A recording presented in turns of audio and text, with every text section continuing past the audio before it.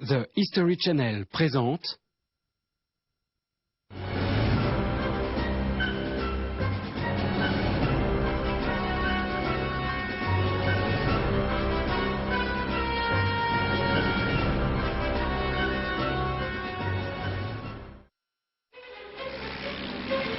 Le 12 septembre 1943, le capitaine SS Otto Skorzeny, chef d'un commando de forces spéciales, lance une attaque de planeurs contre un hôtel isolé situé au sommet d'une colline voisine de Rome.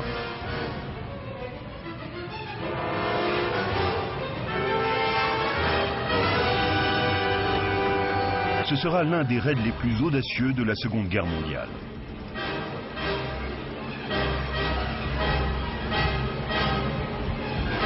Objectif de Skorzeny, sauver le chef du gouvernement fasciste italien, le Duce Benito Mussolini.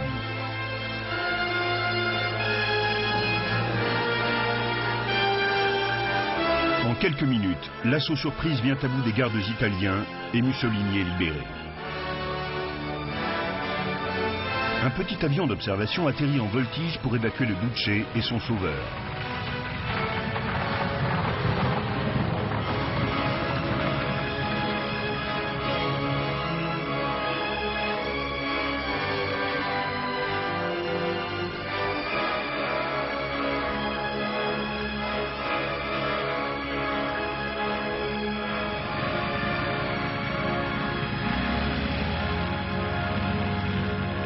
Après un décollage risqué pris du flanc de la montagne, Mussolini retrouve son partenaire de l'Axe, Adolf Hitler.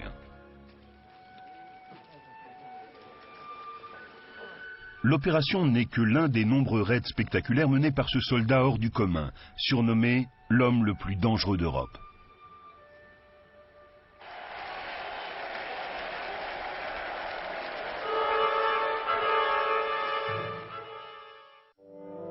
Otto Skorzeny naît à Vienne en 1908.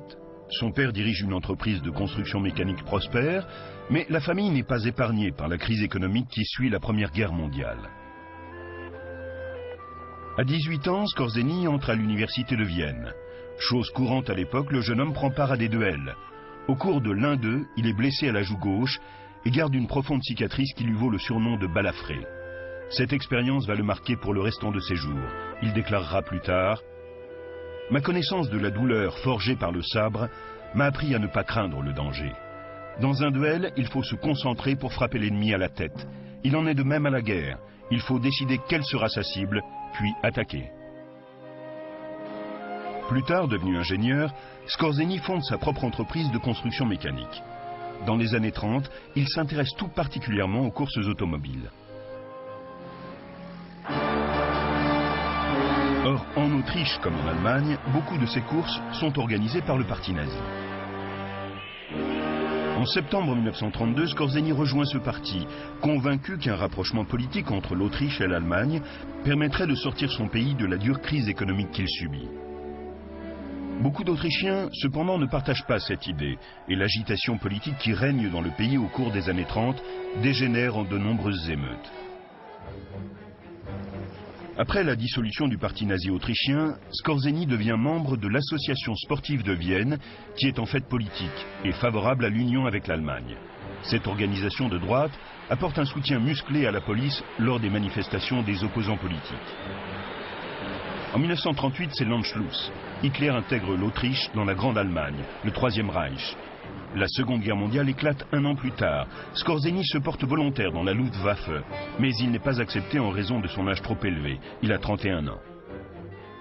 Il rejoint donc les Waffen-SS, armée d'élite mais politique, en tant qu'élève officier dans la Leibstandarte, régiment de la garde personnelle du Führer. Skorzeny est rapidement transféré vers la division SS Das Reich. Il devient officier technique, chargé de la maintenance des pièces d'artillerie.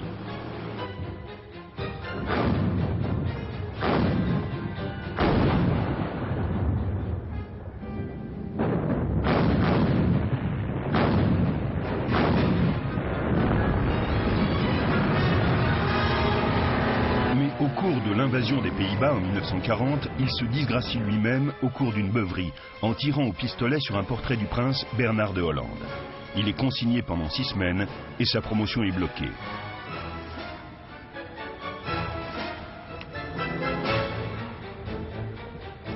Skorzeny se rachète en avril 1941 pendant l'invasion de la Yougoslavie, en capturant 57 soldats ennemis, dont 3 officiers. Après avoir été récompensé une première fois pour sa bravoure, il est promu Obersturmführer, lieutenant. 2 mois plus tard, la division Das Reich prend part en avant-garde au premier assaut de l'opération Barbarossa, l'invasion de l'Union soviétique. En tant qu'officier du génie, Skorzeny a pour mission d'entretenir les chars et les véhicules de la division, ce qui ne l'empêche pas de prendre part activement au combat sur le front. En décembre, les Russes lancent une contre-attaque massive depuis Moscou. Au cours de l'une des nombreuses attaques à la roquette menées par l'armée rouge, Skorzeny est gravement blessé à la tête près de Modjesk et évacué à Vienne. Remis de ses blessures, il est posté en France et en Hollande avant d'être envoyé à nouveau sur le front russe. Dans cette guerre contre l'Union soviétique, le sort de l'Allemagne oscille dans la balance, tandis que les 2 armées luttent pied à pied dans la terrible bataille de Stalingrad. Une fois encore, Skorzeny est renvoyé en Allemagne pour raison de santé, mais cette fois la gravité de sa maladie le met hors d'état de combattre. Affecté à un dépôt de réparation à Berlin, il se languit durant plusieurs mois.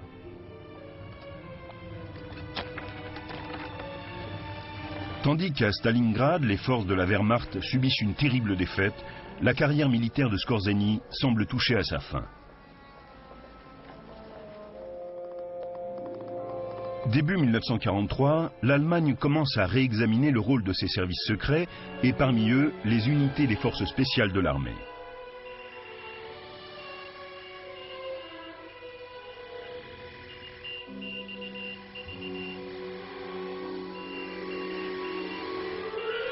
S'inspirant des attaques de plus en plus efficaces menées par les commandos britanniques le long des côtes françaises et norvégiennes, le haut commandement allemand décide de créer des unités équivalentes.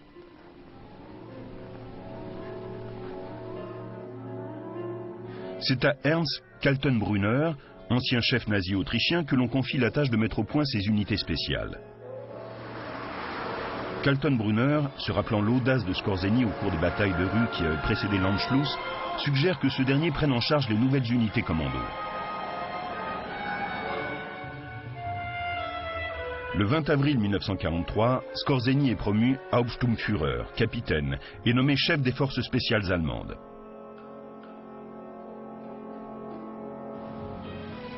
Ces dernières prennent le nom de Friedenthaler Jagdverbände ou groupe de chasse de Friedenthal, d'après leur zone d'entraînement près de Berlin.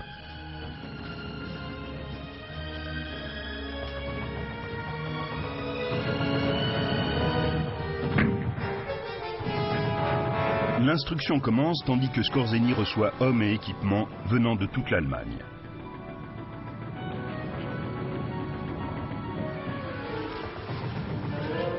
Le 26 juillet 1943, alors qu'il boit un verre à l'hôtel Eden de Berlin, on lui fait savoir qu'il est attendu à la Tanière du Loup, en Prusse orientale, le quartier général d'Hitler. Le Führer veut voir le capitaine Skorzeny en personne. La nouvelle unité est sur le point de recevoir sa première mission. Elle sera de taille.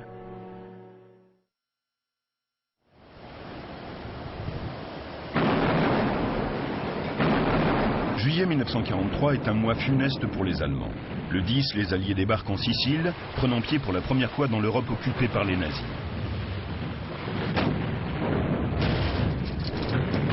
S'ensuivent de terribles combats, mais les forces anglo-américaines attaquent sans relâche, forçant les défenseurs allemands et italiens à faire marche arrière. En 38 jours seulement, la Sicile est libérée. Les Alliés se préparent maintenant à envahir le territoire italien. Les rangs des opposants à Mussolini grossissent à mesure que les Italiens expriment le souhait de voir leur pays sortir de la guerre. Le 24 juillet, Mussolini est désavoué au cours d'un vote tenu lors du Grand Conseil fasciste. Le Duce, chef de l'Italie fasciste depuis 21 ans, est forcé de demander le soutien du roi Victor Emmanuel. Mais le souverain confirme le vote du Conseil. Il nomme le maréchal Pietro Badoglio à la tête du gouvernement. Alors que Mussolini sort de son rendez-vous avec le roi, il est arrêté et emprisonné dans la caserne Podgora à Rome. De là, on le transfère dans la prison-île de Ponza, au large de la côte italienne. Inquiet à l'idée que l'Italie se retire de la guerre et livre Mussolini aux Alliés, Hitler ordonne immédiatement la libération de son plus ancien partenaire. Face au refus du nouveau gouvernement italien, le Führer fait appeler le capitaine Otto Skorzeny. Ce dernier arrive à Rastenburg, en Prusse orientale, dans un avion spécialement affrété de Berlin. Hitler ordonne à Skorzeny de libérer Mussolini avant que celui-ci ne soit livré aux Alliés, ce qui constituerait pour la cause de l'Axe une profonde humiliation. La mission est tellement secrète que même le chef des forces allemandes en Italie ne doit pas en être informé. Skorzeny reçoit directement ses ordres d'Heinrich Himmler, le chef des SS. Les forces spéciales de Skorzeny sont placées sous le contrôle opérationnel du général Kurt Student, créateur des forces d'élite aéroportées allemandes, qui a la responsabilité officielle de l'opération. Pour sauver Mussolini, les parachutistes de Student et les forces spéciales de Skorzeny devront travailler côte à côte.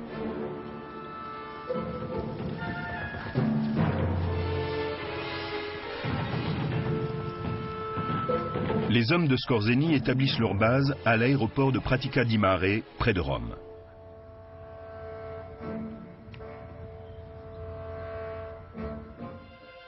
Commence alors une tâche difficile, retrouver la trace de Mussolini. La dernière source d'information permet de penser qu'il aurait été déplacé de l'île de Ponza et serait détenu dans un navire de guerre italien basé à la Spezia, une cible quasiment impossible à atteindre. Puis des nouvelles parviennent, indiquant que le Duce se trouverait dans une autre base navale, en Sardaigne. Déguisé en marin, Skorzeny effectue une première mission de reconnaissance en mer. Il apprend que Mussolini est détenu près du port de la Maddalena. C'est la première piste sérieuse. Le 18 août, au cours d'une mission de reconnaissance aérienne, l'avion de Skorzeny est attaqué par des chasseurs britanniques et forcé d'amérir. Skorzeny s'en sort avec 3 côtes cassées. Loin d'être découragé, il décide d'utiliser des vedettes rapides pour l'opération de sauvetage. Skorzeny effectue une autre mission de reconnaissance en mer, mais lorsqu'il débarque en secret à la Maddalena, il découvre que Mussolini, une fois de plus, a été déplacé. Leur recherche pour repérer le Duce dure depuis plus d'1 mois. À présent, les événements s'enchaînent. Le 3 septembre, les Alliés débarquent à Salerne, près de Naples.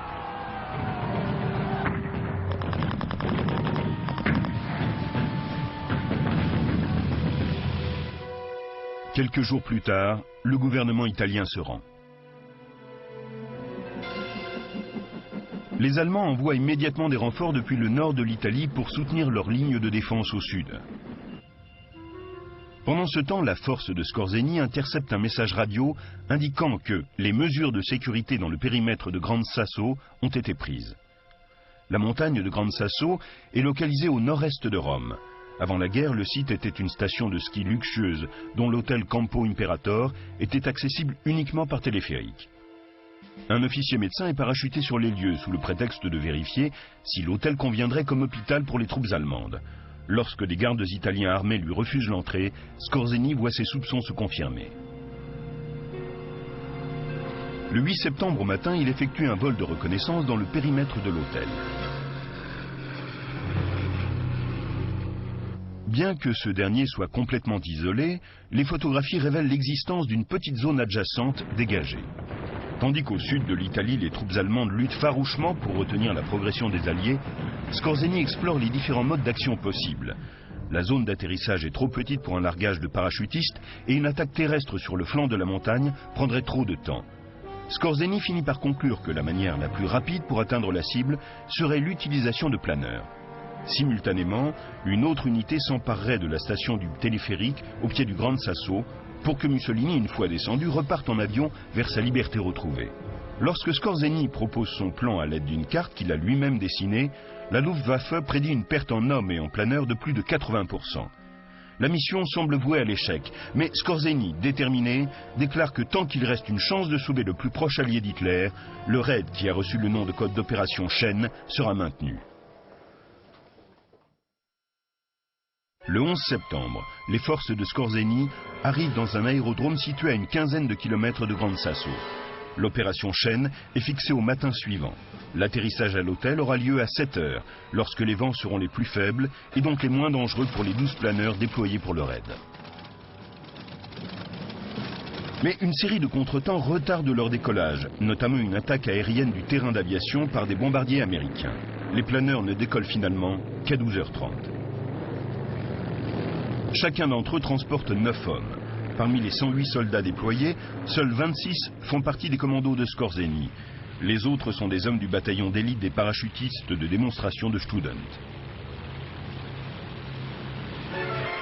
Une autre équipe d'environ 300 parachutistes, sous les ordres du commandant Hans Morse, se met en route, avec pour mission de s'emparer de la station du téléphérique.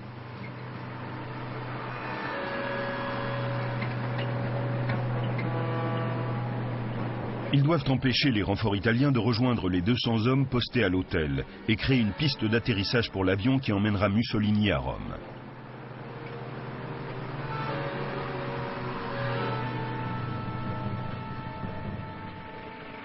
Les parachutistes ont au fait d'éliminer les différents barrages routiers qui jalonnent leur route.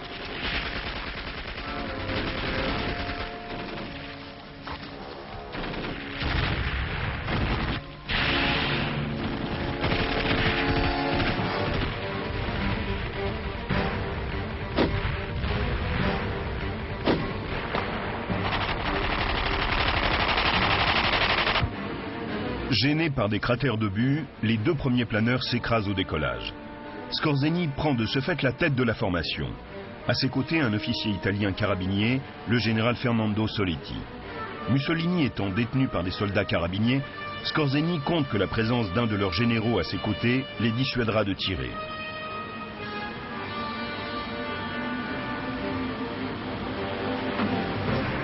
À 12h45, le commandant Morse et ses hommes atteignent le bas de la station du téléphérique.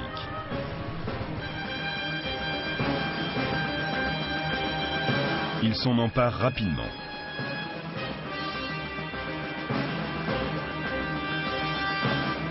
La route d'accès étant maintenant sécurisée, les planeurs effectuent des cercles autour de Gran Sasso. Mais alors que Skorzeny approche de la zone d'atterrissage, il s'aperçoit que le sol est jonché de cailloux.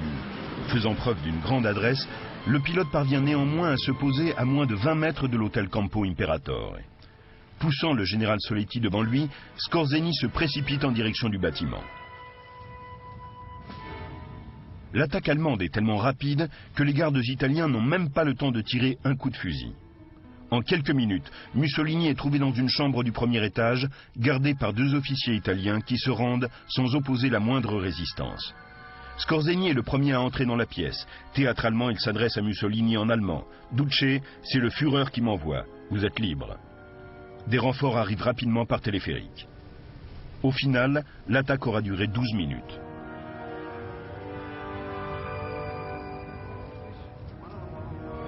Alors que le Duce et Skorzeny sortent de l'hôtel, ils voient arriver l'un des derniers planeurs. Mais soudain, aspiré par un courant chaud, l'appareil s'écrase sur le flanc de la montagne. L'équipage et ses passagers sont tués sur le coup. Ce seront les seules pertes allemandes de l'opération Chêne.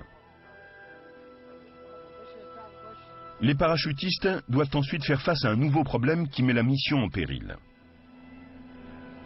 Le Fiesler-Store, l'avion qui doit emmener Mussolini, a abîmé son train d'atterrissage en se posant près de la station du téléphérique. Skorzeny ordonne immédiatement par radio qu'on envoie un nouveau Store. Ce dernier arrive bientôt avec à ses commandes le capitaine Gerlach, pilote personnel du général Student. Tandis que les parachutistes et leurs prisonniers italiens dégagent les cailloux pour créer une piste d'atterrissage à côté de l'hôtel, Skorzeny ordonne au capitaine Gerlach de tenter un atterrissage entre les planeurs dévastés.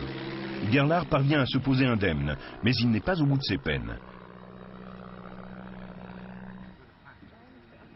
Le petit avion est conçu pour transporter seulement 2 hommes, mais Skorzeny insiste pour accompagner Mussolini à Rome. Malgré les protestations de Gerlach, Skorzeny entasse son mètre 95 dans le petit espace situé derrière le siège du passager, occupé par Mussolini. Gerlach emballe le moteur et lance son avion dans la pente en direction d'un précipice de plusieurs centaines de mètres de profondeur. le Storch s'élance dans le vide, plonge et disparaît. Au bout de quelques interminables secondes, Gerlach reprend le contrôle de son appareil et met le cap sur Rome.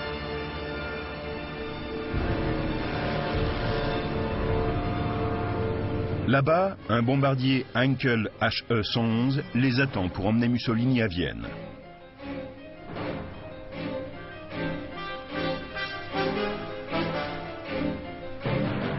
Skorzeny décide de l'accompagner pour pouvoir rendre visite à sa famille.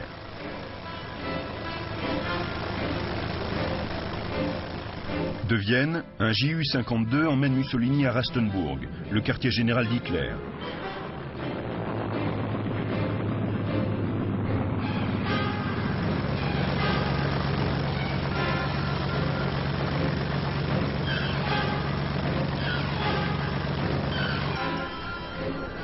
Il y est accueilli chaleureusement par le Führer.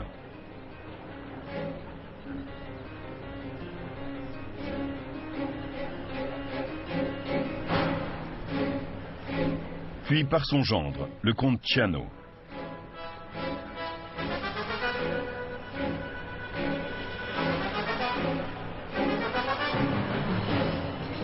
Les partenaires de l'Axe sont à nouveau réunis. Au cours d'une rencontre qui s'ensuivit, Hitler convainc Mussolini d'installer une république socialiste dans le nord de l'Italie comme preuve de la solidarité de l'Axe. En réalité, la création de cet État fantoche n'est qu'une excuse pour permettre aux troupes allemandes de rester en Italie et de poursuivre leur guerre contre les Alliés.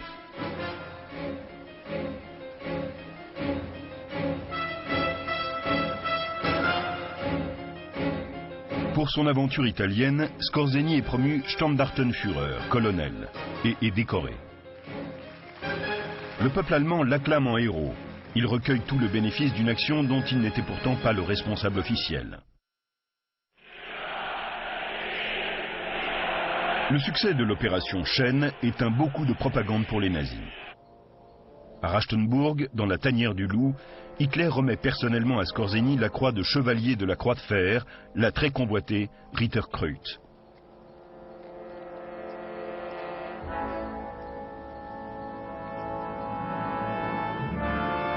Mussolini, lui, le décore de l'ordre des 100 mousquetaires, tandis que le Reichsmarschall Göring lui remet la médaille d'or de la Luftwaffe. Les parachutistes du général Student sont également récompensés pour leurs efforts. La plus grande partie du succès de l'opération est en effet due à leur intervention.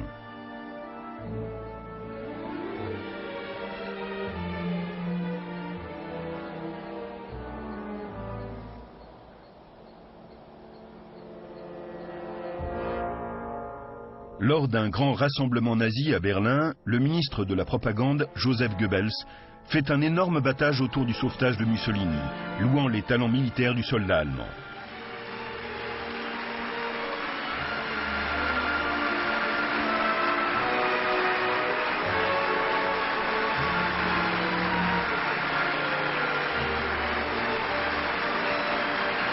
Alors que Skorzeny remet lui-même des décorations aux hommes de son équipe, Goebbels loue ce grand héros nazi, dont il parle comme l'homme le plus dangereux d'Europe.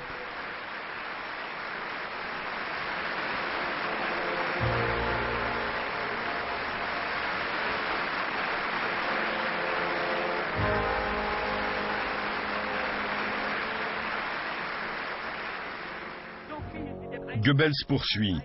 Même pour l'ennemi, l'effet de ce sauvetage mélodramatique est énorme. Nous sommes en mesure de célébrer une victoire de première classe pour le moral de la nation.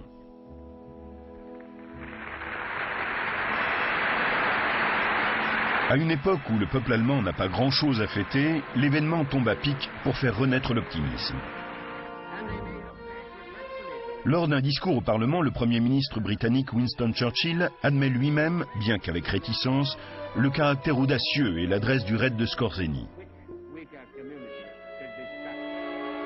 Ironie du sort, c'est précisément Churchill qui sera désigné comme l'une des prochaines cibles des forces spéciales de Skorzeny. Ces dernières travaillent sur un plan visant à l'assassiner, lui, ainsi que le président Roosevelt et Joseph Staline, au cours de la conférence qui aura lieu à Téhéran en novembre 1943. Le projet est cependant abandonné en raison du lieu trop éloigné. Le chef des partisans yougoslaves, Joseph Tito, est visé à son tour. De plus en plus, c'est lui que l'on considère comme le chef de la résistance yougoslave contre les Allemands. Les tentatives pour le capturer et l'assassiner ont jusque-là échoué. Cependant, le chef des forces allemandes en Yougoslavie n'apprécie pas la présence de Skorzeny et de ses forces spéciales.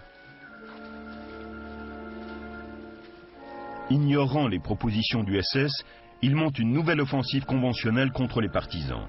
Une fois de plus, Tito parvient à s'échapper. Malgré cette série d'idées vouées à l'échec, la cote internationale de Skorzeny est encore haute grâce au sauvetage de Mussolini. De nouveaux groupes de chasse destinés aux opérations spéciales sont créés sur chaque front d'armée. Les hommes de Skorzeny poursuivent leur entraînement rigoureux. De plus, on confie à Skorzeny le contrôle de plusieurs unités de forces spéciales venant de la Kriegsmarine et de la Luftwaffe. L'une d'entre elles est l'unité secrète KG-200, un escadron qui utilise des avions spéciaux ou capturés pour opérer derrière les lignes ennemies. De la Kriegsmarine, Skorzeny hérite d'une unité composée de sous-marins de poche et de torpilles humaines.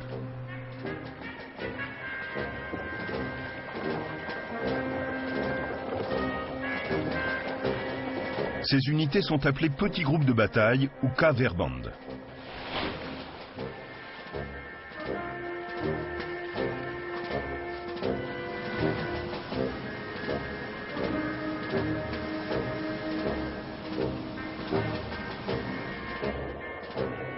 L'unité comprend également des hommes grenouilles, spécialisés dans les missions de sabotage contre les navires ennemis.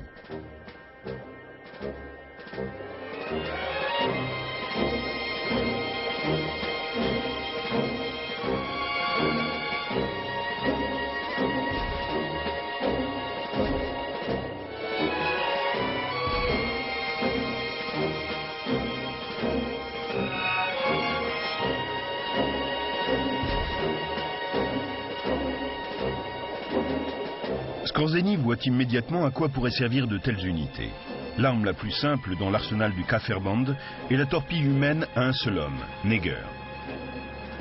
L'appareil consiste en deux torpilles fixées l'une sur l'autre, le pilote prenant position sur celle du haut afin de pouvoir diriger son engin vers la cible à atteindre. Une fois qu'il est suffisamment prêt, le pilote largue la torpille du bas qui file droit sur l'ennemi.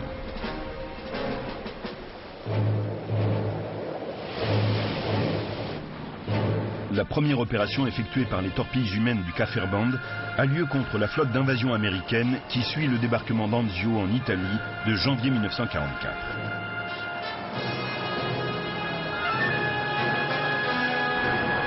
Durant la nuit du 20 avril, 23 Neger sont lancés sans qu'aucune ne touche sa cible. Seules 13 d'entre elles reviennent intactes. Plusieurs autres sont coulées et les Alliés en capturent une intacte. De nombreux pilotes meurent étouffés, un risque dû au fait que l'écoutille du Neger ne peut s'ouvrir que de l'extérieur.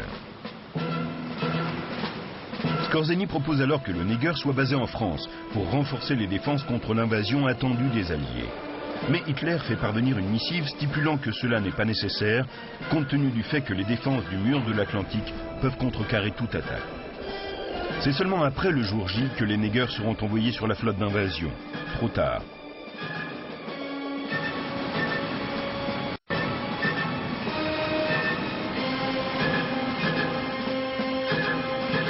Seuls les hommes grenouilles de Skorzeny remportent une victoire en France lorsqu'une de leurs équipes parvient à faire sauter 2 ponts sur l'Orne en y fixant des charges explosives. Ce sabotage interrompt brièvement les lignes d'approvisionnement des armées anglaises et américaines durant la campagne de Normandie. Mais Skorzeny est vite éloigné de ces opérations secrètes pour mettre au point le genre de mission qui lui a valu sa réputation.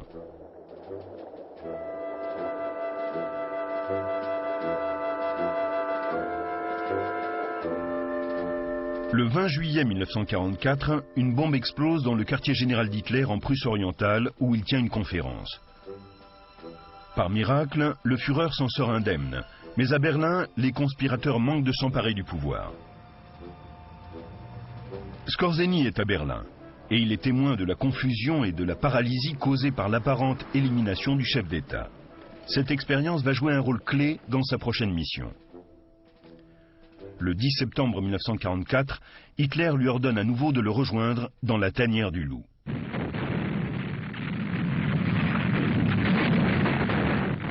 Partout, les Allemands courent au désastre. Les Soviétiques progressent de manière spectaculaire sur le front de l'Est. La Finlande et les États baltes sont tombés, de même que la Roumanie et son pétrole si précieux. La Bulgarie ne tardera pas à suivre le même chemin. À l'ouest, les Alliés ont libéré la France et sont maintenant aux portes de l'Allemagne. Le dernier allié allemand encore en course est la Hongrie, dont les armées se battent contre les Russes dans les Carpates, aux côtés d'1 million de soldats allemands.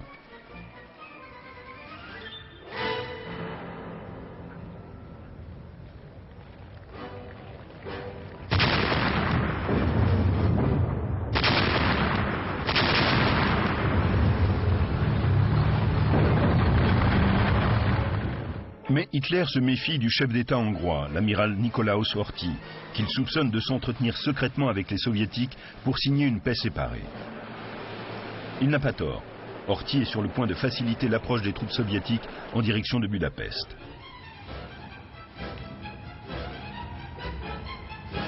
On presse Skorzeny de trouver un moyen pour persuader le chef d'État hongrois de stopper les négociations avec les Russes afin que la Hongrie reste dans la guerre aux côtés de l'Allemagne. L'amiral loge dans un palais situé dans les hauteurs du célèbre Burgberg qui domine Budapest. Il subit l'influence de son fils Miklós, un playboy qui se montre favorable aux négociations avec les soviétiques. Les Allemands sont convaincus que si le jeune Horthy était pris en otage, l'amiral se plierait à leur volonté. Arrivé à Budapest, Skorzeny apprend que Miklós est sur le point de rencontrer des représentants communistes dans une maison d'une rue anonyme de la ville. Dès que le jeune Horthy arrive au rendez-vous, les hommes de Skorzeny attaquent le bâtiment. Après un bref échange de coups de feu, le jeune homme est enroulé dans un tapis, emmené en hâte vers un aérodrome et expédié par avion en Allemagne.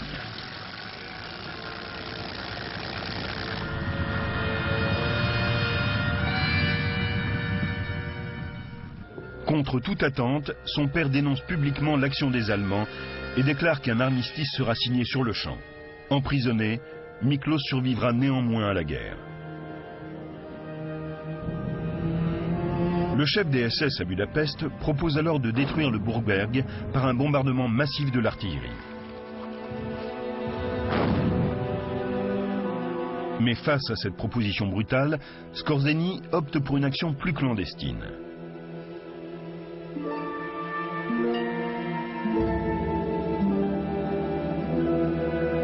Le Burgberg est maintenant solidement défendu par l'armée hongroise et totalement interdit aux troupes étrangères.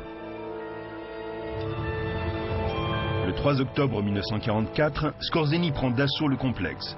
Il s'engage nonchalamment sur le chemin de la colline, suivi d'un convoi de camions escorté d'un petit groupe de chars. Y allant au culot, il ouvre la route à bord de son Kubelwagen, l'équivalent de la Jeep américaine décapotée. Juste avant d'atteindre les portes du palais, le convoi est arrêté par un barrage. Skorzeny fait appeler l'un de ses chars qui libère rapidement le passage. Le convoi se remet en route. Une fois arrivé, Skorzeny demande à voir le commandant du château et s'empare immédiatement de celui-ci. L'amiral Horthy est remplacé par Ferenc Szalasi, un fasciste à la solde d'Hitler. En une opération qui lui aura coûté moins de 20 hommes, Skorzeny prend ainsi les rênes du pouvoir en Hongrie. Les Hongrois vont se battre jusqu'à la fin de la guerre, en perdant un nombre considérable de soldats et de civils.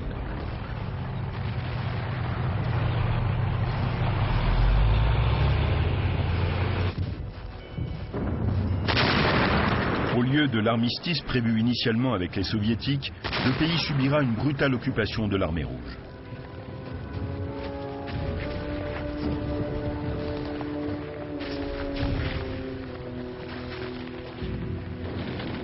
Une fois de plus, les forces spéciales de Skorzeny ont montré que l'action d'un petit nombre d'hommes déterminés peut changer le sort d'une nation tout entière.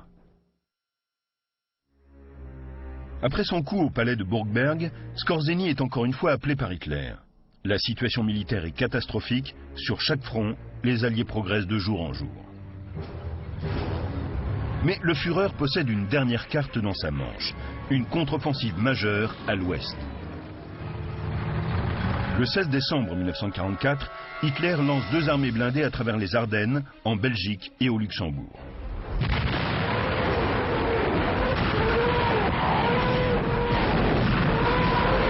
Il veut diviser les armées anglo-américaines et progresser entre les forces ennemies en direction du port stratégique d'Anvers, en Belgique.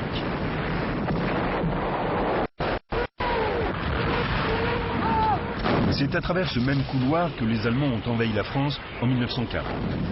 Les Français pensaient que le territoire fortement boisé des Ardennes constituerait une barrière infranchissable pour les chars. Les Allemands leur ont montré qu'ils avaient tort. En cet hiver 1944, les Alliés semblent avoir oublié cet épisode. La zone n'est que faiblement défendue par des unités peu aguerries.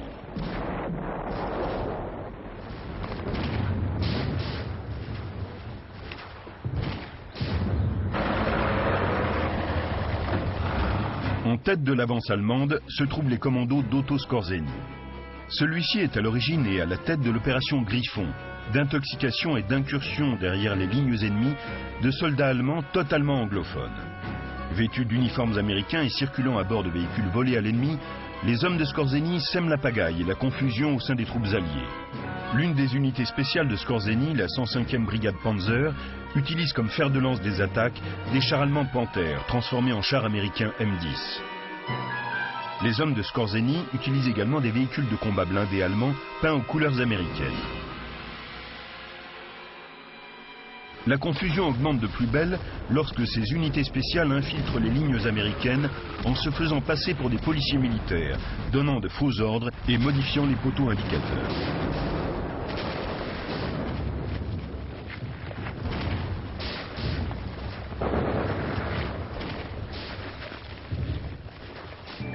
La duperie fonctionne à merveille. En l'espace de quelques jours, les Allemands capturent des milliers de GIs. Le bruit court bientôt que des soldats allemands en uniforme américain sont infiltrés dans les bases alliées. L'incertitude est telle que l'ensemble du trafic militaire est perturbé.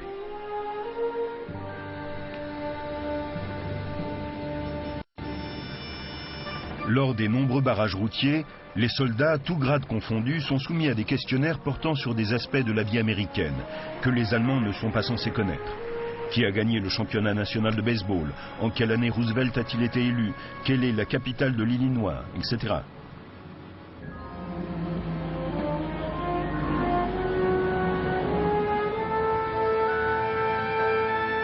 Même les officiers les plus gradés n'échappent pas à l'interrogatoire.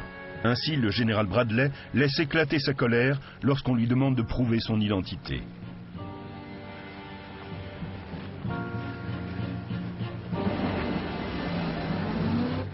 La rumeur circule que les hommes de Skorzeny prévoient d'assassiner le général Eisenhower.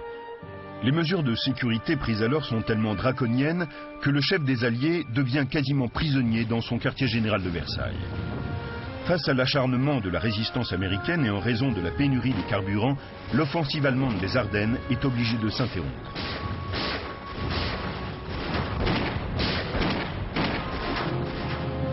Tandis que le ciel s'éclaircit, les forces allemandes sont pulvérisées.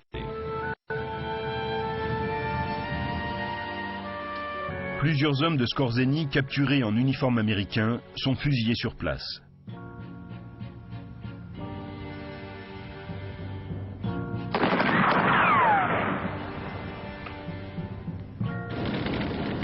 Le dernier pari d'Hitler a échoué.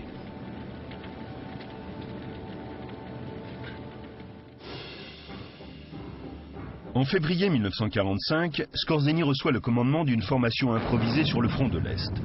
L'unité, qui est composée de 16 000 Waffen-SS de toutes les nationalités, doit participer à la défense de la ligne Oder-Neisse contre les attaques répétées de l'armée rouge. Bien qu'il ne soit que colonel, Skorzeny assume à présent des responsabilités équivalentes à celles d'un général de division. Mais son habileté à mener les opérations spéciales va bientôt le conduire ailleurs. En mars 1945, contre toute attente, les Américains se sont emparés d'un pont sur le Rhin à Remagen.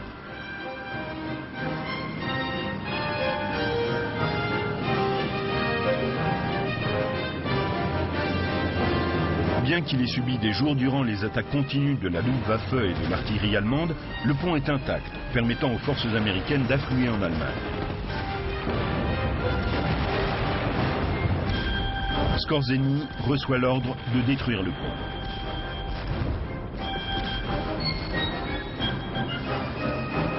Ces torpilles humaines et ces hommes grenouilles tentent d'attaquer le pont en vain.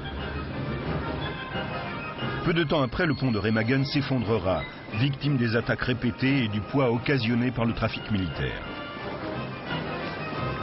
Mais les forces américaines auront eu le temps de s'établir en Allemagne. Début avril 1945, tandis que l'armée rouge écrase tout sur son passage en direction de Berlin, Skorzeny est une dernière fois appelé auprès d'Hitler. Le Führer lui remet les feuilles de chêne à sa croix de chevalier de la Croix de Fer, avant de lui donner l'ordre de se rendre dans les Alpes bavaroises pour prendre la tête d'une armée et se préparer à un ultime combat dans les montagnes. Obéissant aux ordres du Führer, Skorzeny quitte Berlin et atteint la Bavière, mais aucune armée ne l'y attend. Le 30 avril, les nouvelles arrivent, annonçant qu'Hitler vient de se suicider au milieu des ruines de la capitale allemande. 10 jours plus tard, le 20 mai, Skorzeny est capturé par les Américains près de Salzbourg. En tant qu'homme le plus dangereux d'Europe et membre de la Waffen-SS, il est immédiatement placé en état d'arrestation.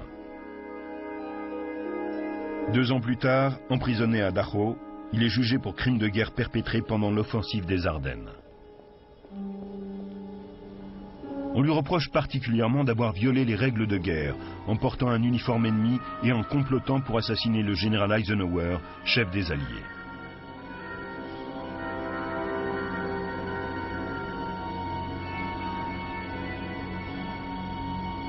Le second chef d'accusation est bientôt abandonné.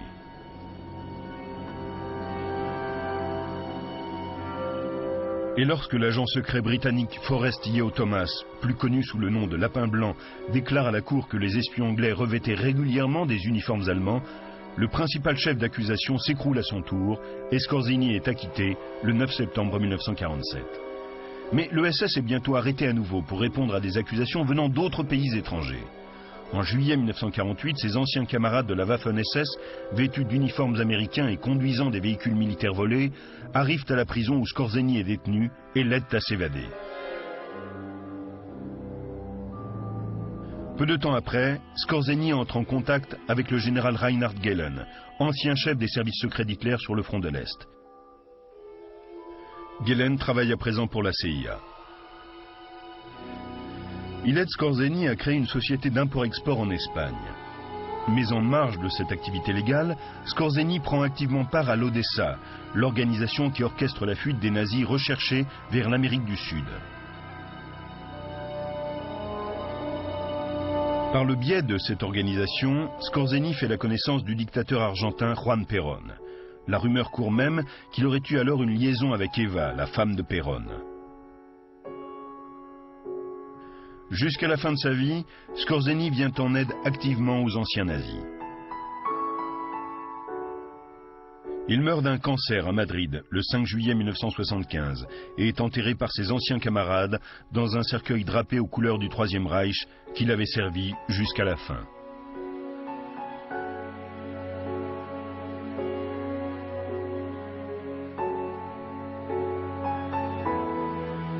Ces obsèques sont pour ses anciens camarades l'occasion de lui rendre hommage aux accents de leur chant de guerre.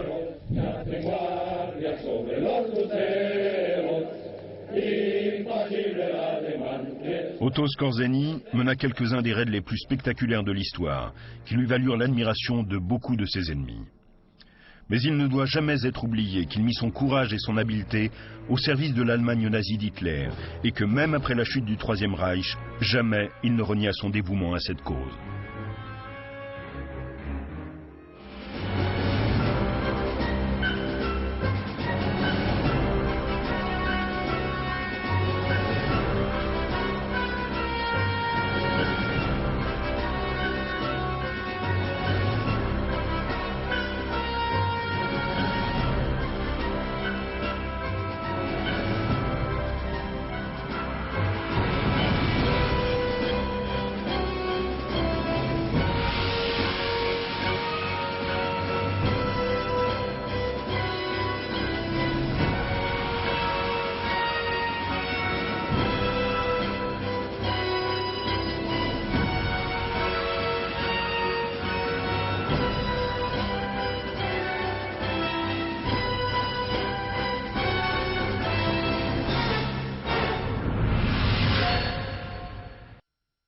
présenté par The History Channel.